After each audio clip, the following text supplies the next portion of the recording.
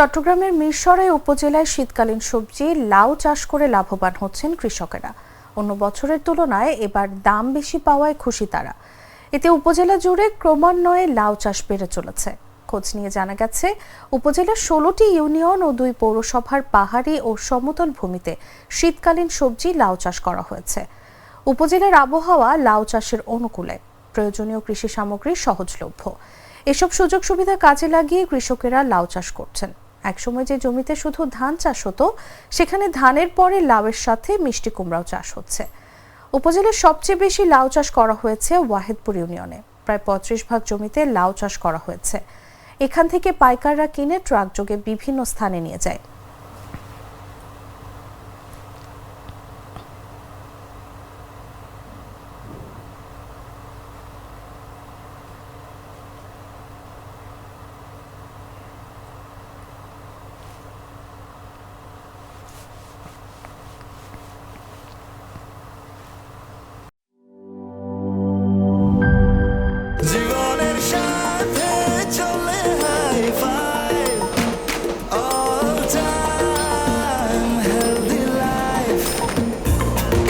জার্নিতে স্বাস্থ্যকর all time family cake, all time healthy life.